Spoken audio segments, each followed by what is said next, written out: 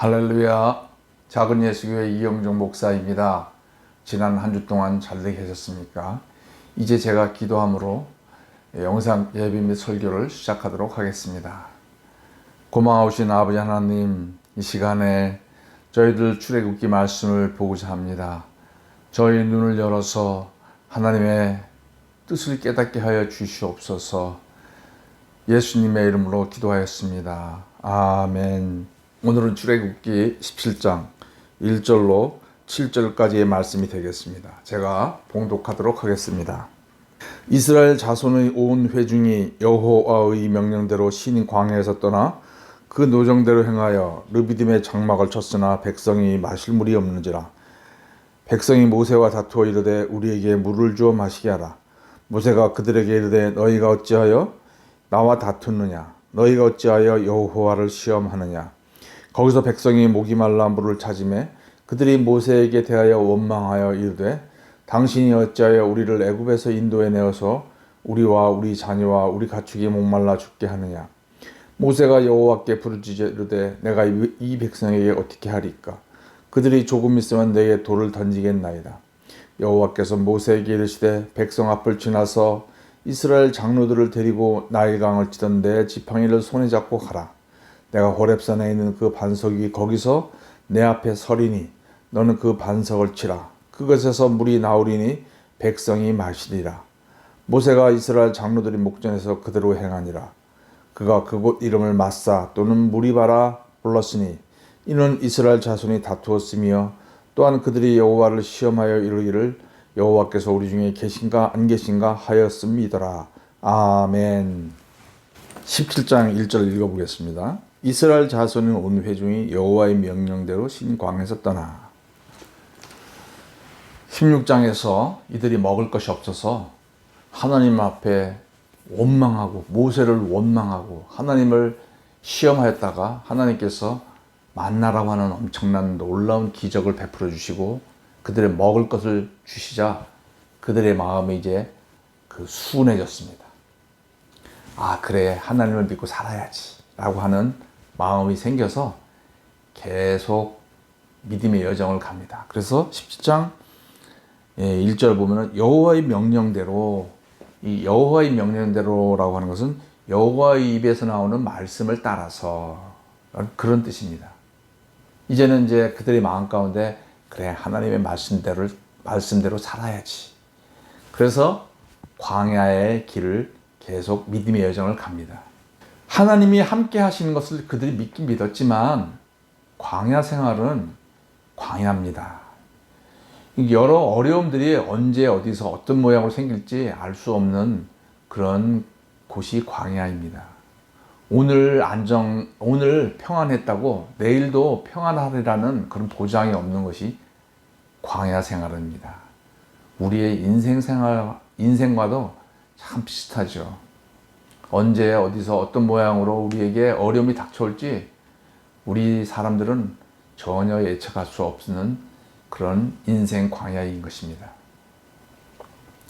그들이 어쨌거나 이제 하나님 앞에 그런 순한 마음을 가지고 광야길을 가는데 이제 문제가 생기기 시작한 거예요. 물이 떨어져 가기 시작한 겁니다. 16장에서는 이제 양식이 떨어져 가는 그런 과정 가운데 이스라엘 민족이 좀 조급한 마음으로 이제 모세를 원망했는데 이번에는 물이 떨어져 가는 상황이 발생하게 된 것이에요. 그런데 그곳에 이제 그들이 떨어져 갔지만 그리고 목적지가 르비딤이라는 것도 알았습니다. 그렇지만 그들은 참았습니다. 왜냐하면 르비딤이라고 하는 곳은 물이 많은 곳으로 알려져 있었어요. 그래서 이제 그들이 조금만 참으면 물이 있을 것이다. 그렇게 이제 희망을 가지고 참고 갔는데요. 르비딤에 도착했더니 물이 없는 거예요. 이스라엘 민족은 하나님을 따라서 가면 어려움이 없을 거라고 생각을 했는지도 모르지만 르비딤에 도착했을 때 물이 없었을 때 그들은 너무나 당황스러웠습니다. 17장 1절을 보면 르비딤의 장막을 쳤으나 백성의 마실 물이 없는지라 17장 2절 백성이 모세와 다투어 이르되 원어는 마실 물이 없는지라 그리고 모세와 다퉜다. 아주 그들이 뭐 갈등했거나 하나님 앞에 기도했거나 이런 게 아니고 바로 물이 없는 걸 발견하자마자 바로 모세와 다퉜다. 사람이요 어떤 것들을 간절히 바라는 게 정도가 심하면 심할수록 그 소망이 사라지면 즉시로 마음에 분노가 일어납니다. 이 광야에서의 물은 얼마나 중요합니까? 이 물이 없으면 죽습니다. 그래서 그들이 르비딤에 가면은 물이 있을 것이라는 그 소망, 간절한 소망을 가지고 타는 입술을 또 그 목마름을 겨우 참고 갔는데 물이 없어요. 즉시로 모세를 원망합니다. 참 이 부분을 보면은 참 안타깝게 그지없습니다. 그들이 매일매일 내리는 그 만나와 그 다음에 그들과 함께하는 불기둥과 구름기둥을 본다면은 우리 생각에는 그들이 하나님께서 무슨 대책이 있으시겠지라고 기대하며 기도하고 기다렸을 법한데 이들은 즉시로 모세를 원망하며 하나님을 시험합니다. 백성이 이 물이 없다고 모세를 원망하는데 그 원망하는 정도는 얼마나 컸냐면 4절 말씀에 모세가 여호와께 부르짖어 이르되 내가 이 백성에게 어떻게 하리까 그들이 조금 있으면 내게 돌을 던지겠나이다. 그래서 백성이 이 만나 사건 때는 먹을 것이 없다고 이 모세를 향하여 불평하고 원망을 했지만 이번에는 물이 없자 이 모세를 죽이려고 돌을 던질 기세였습니다. 아주 이제는 이 살기를 가지고 모세를 나온 거죠. 그래서 그들이 항상 하는 얘기가 있어요. 우리 죽이려고 이 광야에 데리고 왔지. 차라리 그냥 그 애굽에다 두지 왜 우리를 죽이려고 왔냐 이 살인자야 그러면서 너 죽고 나 죽자 그러면서 그냥 이 모세를 향해서 죽이려고 하는 이 그종 살기를 띠고 죽이려는 분위기가 이스라엘에게 막 잔뜩 있는 겁니다. 이런 그 어려움이 생긴 거죠. 이것에 대해서 모세가 이야기를 합니다. 왜 여호와를 시험하냐? 2절 말씀에 모세가 그들에게 이르되 너희가 어찌하여 나와 다투느냐? 너희가 어찌하여 여호와를 시험하느냐? 너희가 지금 나와 다투는 것은 여호와께 원망하는 거고 여호와를 시험하는 거다. 그 여호와를 시험하는 내용이 어떤 거냐? 7절 말씀에 그들이 여호와를 시험하여 이르기를 여호와께서 우리 중에 계신가 안 계신가 하였습니다. 그들이 하나님을 시험했다고 하는 것은 그 시험한 내용은 뭐냐? 하나님이 우리 중에 계시냐? 우리 중에 계신다면 어떻게 이런 일이 일어날 수 있느냐? 이런 어려움이 생기는 걸 보니 하나님은 우리와 함께 안 계시다. 이런 결론을 내리는 거예요. 이 이스라엘 민족의 아직 신앙의 기준은 그냥 자기들 기준에 잘 돼야 되는 거예요. 자기들이 원하는 대로 안 되면 하나님이 안 계신 거예요. 자기들이 원하는 것들 다 채워지면 하나님이 자기와 함께 계시는 거예요. 이 자기 중심성에서 이스라엘 민족은 못 벗어나는 겁니다. 그래서 모세가 이 이야기를 너희가 왜 여호와를 시험하느냐? 원래 이 시험한다고 하는 것은 높은 사람이 낮은 사람을 가르치기 위해서 훈련하고 테스트하는 것을 말하는 거예요. 그런데 모세가 이스라엘 민족에게 얘기하기를 너희가 지금 이러는 것은 여호와를 시험하는 것이다. 하나님이 잘못됐다라고 얘기하는 것이다. 너희들은 아무런 잘못이 없는데 하나님이 문제가 있다라고 얘기하는 것이다. 성도 여러분, 이것은 단순히 이스라엘 민족의 문제인가요? 이스라엘만의 상황인가요? 저 이영종 목사도 하나님께 원망을 할 때가 많이 있습니다. 조금만 일이 잘못되면 사람을 원망합니다. 제 주위에 있는 사람들을 원망합니다.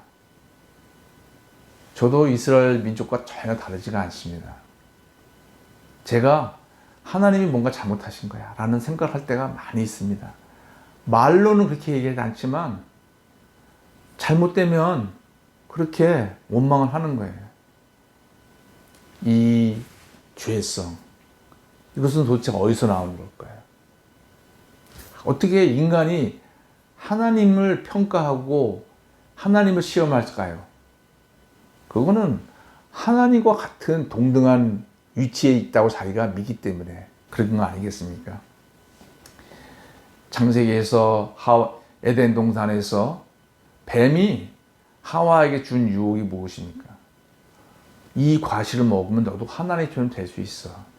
하와의 마음 가운데 비록 하와가 하나님이 지으신 피조물이었지만 항상 그의 마음 속에는 나도 하나님처럼 되어서 내 독자적인 인생을 살아보고 싶어. 하나님의 그런 말을 듣고 하나님의 말씀대로 살기보다는 내 생각대로 내 뜻대로 해보고 싶어하는 그 죄성들, 자기가 하나님이 되고자 하는 죄성이 우리 인류의 조상인 아담과 하와 속에 그 죄성이 있고 우리는 그 죄성을 물려받은 후손들인 것입니다. 이스라엘 민족도 이제는 자기들이 하나님보다 높아져서 어려운 상황에 오자 하나님이 잘못됐다고 지적하고 평가하고 있는 이런 얼마나 무서운 불경건을 범하고 있는 거죠. 그의 죄의 속성은 오늘날 우리에게도 계속 전달되어서 어려운 일이 오면 하나님이 잘못됐다 그러고 사람을 원망하고 지도자를 원망하는 것이 우리들의 죄된 모습인 줄 압니다.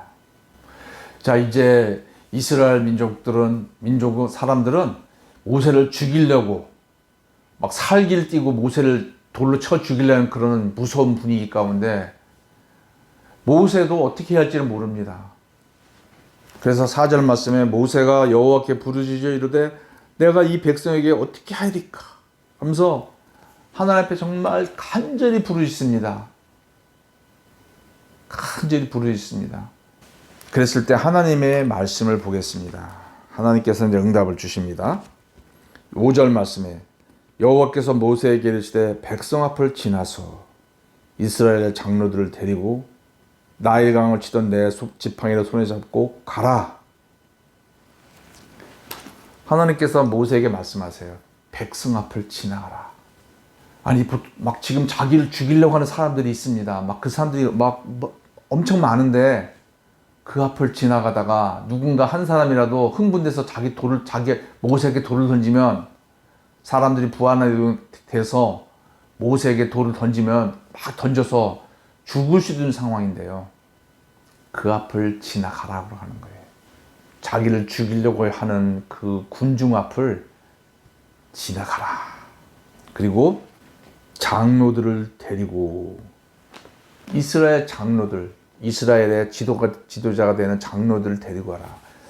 이제 우리가 뒤에 알지만은 이 호렙산에 있는 반석에서 물을 내는데 이 반석은 그냥 평지에 있지 않고 산 위쪽에 있었습니다. 그래서 그 이스라엘 진을 빠져나와서 좀 산으로 올라가야 되는 거예요. 그래서 이 장로들이 갔다고 하는 것은 이 호렙산에서 나오는 그 물이 그냥 우연한 그런 자연현상으로 생긴 것이 아니고 분명한 하나님의 기적으로 인해서 됐다는 것들을 볼 증인이 필요했던 거예요. 그래서 이스라엘의 장로들 데리고 간 거예요. 자기들을 죽이려고 하는 그 사람들을 앞에서 지나서 증인들과 함께 증인들 장차 이 반석에서 물이 나오는 이 기적을 증언할 증인들과 함께 거기를 지나서 그 다음에 나일강을 치던 내 지팡이를 손에 잡고 그 마지막 보루 모세에게 있어서 하나님이 자기와 함께 했다고 하는 그 하나님이 함께 하신다는 그 약속 지팡이 그걸 붙들고 약속을 붙들고 올라가라고 하신 거예요. 성도 여러분에 있어서 이 최후의 보루는 무엇입니까? 정말 모든 것이 다 무너지고 모든 사람이 자기를 죽이려고 할 때 이제 나는 꼼짝없이 죽는구나 라고 하는 상황에서 여러분이 붙들 최후의 약속은 무엇입니까? 모세에게 있어서는 하나님이 주신 그 약속, 지팡이, 그 지팡이를 가지고 기도하고 그 지팡이를 가지고 가르쳤을 때 홍해가 갈라지고 이스라엘 애굽에 10가지 재앙이 내렸던 그런 그 최후의 약속의 지팡이가 있었습니다. 그것은 바로 기도의 지팡이였습니다. 성도 여러분에게 있어서 성도 여러분이 정말 마지막 붙들 수 있는 그 지팡이는 무엇입니까? 어떤 말씀이 있습니까? 어떤 기도의 약속이 있습니까? 모세는 정말로 절박한 마음으로 하나님의 명령을 따라서 증인들과 함께 하나님의 약속을 붙들고 호렙산으로 올라갑니다. 6절 말씀 보겠습니다. 내가 호렙산에 있는 그 반석이 거기서 내 앞에 서리니 너는 그 반석을 치라. 그것에서 물이 나오리니 백성이 마시리라. 모세가 이스라엘 장로들이 목전에서 그대로 행하니라. 6절 말씀에 보면 이제 하나님께서 그런 자기를 죽이려고 하는 군중을 지나서 증인들과 함께 그 산으로 올라가라. 올라가면 내가 호렙산에 있는 그 반석 위 거기서 내 앞에 서리니 너는 그 반석을 치라. 내가 호렙산 정상에 있는 반석 앞에 내 앞에 서겠다. 우리는 이제 이스라엘의 그 문화를 잘 모르기 때문에 이 부분을 무심히 읽습니다. 그런데 여기는 하나님께서 모세 앞에 서겠다는 거예요. 반석 위에 있는데 반석 위에서 모세 앞에 서겠다. 우리는 그냥 그렇게 위치적으로 그냥 하나님이 모세 앞에 선다라고 표현할지 모르지만 이스라엘의 이 문화에 있어서는 내가 누구 앞에 선다라고 표현하는 것은 이것은 관용적인 표현입니다. 다시 말하면 우리가 하나님 앞에 선다. 또 우리가 왕 앞에 선다. 그래서 내가 누구 앞에 선다고 하는 것은 그 앞에 있는 사람이 더 높아지는 거예요. 이 표현은 하나님께서 모세 앞에 쓰신다 하는 것은 모세가 더 높다는 거예요. 다시 말하면 하나님이 인간보다 낮아지시겠다는 거예요. 하나님께서 인간 앞에 서서 인간보다 낮아지신 하나님, 겸손하신 하나님을 표현하고 있는데요. 그 다음에 반석을 치라. 여기서 친다고 하는 그 히브리 원어는 이 죽일 듯한 마음을 가지고 이 도끼로 나무를 쪼개는 그런 뜻을 갖고 있고요. 심판의 뜻을 갖고 있어요. 그런데 그 반석 위에 누가 있습니까? 하나님이 서 계세요. 비록 모세보다 낮아지겠다고 하시면서 겸손함을 표현하셨던 그 하나님께서 그 반석 위에 계신 거예요. 하나님이 계신 그 반석, 그 보좌를 죽일 마음으로, 하나님을 심판할 마음으로 거기를 치라니요. 그냥 이렇게 톡톡톡 이렇게 치는 걸 의미하는 게 아니에요. 친다고 하는 것은 내가 널 죽여야겠다. 그런 마음으로, 심판하는 마음으로, 사형을 선고하는 마음으로 치는 걸 의미하는 거예요. 이걸 그냥 보통 상황 같으면 어떻게 하나님이 계신 그 보좌, 하나님 그분을 심판하는 것과 마찬가지거든요.